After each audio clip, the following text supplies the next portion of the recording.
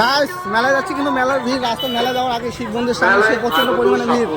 আমরা এখন যাচ্ছি বিষ্ণু ভাই আর আমি বানেশ্বর শিব মেলায়, আর সাথে আছে পল্লব আর দুটো ভাই আর একটা কাকা, এই যে কাকা, এই যে ভাই দুটো, আর এদিকে পিছনে কাকা আর এদিকে পল্লব, আরও আছে অনেক কজন, সেগুলো হচ্ছে মেলায় আছে। তো কাকা পল্লব আমি সবাই চলো এখন ঘোরা যাক। রাস্তাতেও প্রচন্ড পরিমাণে ভিড়। মেলায় ঢোকার সাথে গরম লাগছে, তার জন্য জ্যাকেট খুলে ফেলেছি।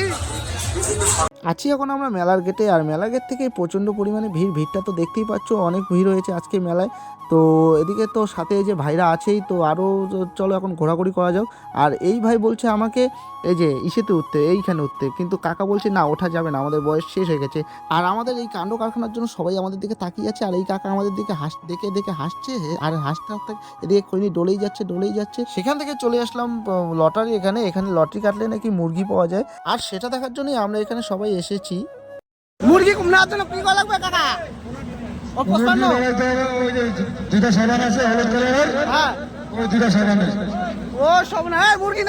সেখান থেকে চলে আসলাম আর এক জায়গায়, এখানেও নাকি মুরগি পাওয়া যায়, আবার অনেক কিছুই পাওয়া যায় মুরগি ছাড়াও। তো সেটা দেখার জন্য এখানেও চলে আসছি, কিন্তু চলো এখন বাকিটা কাকার কাছ থেকেই শুনে নেওয়া যায় কি বলছে, তো পুরোটা বিষয়টা বুঝে নেই।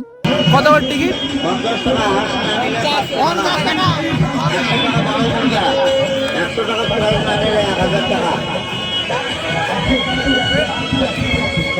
50 টাকা ছোটগুলো।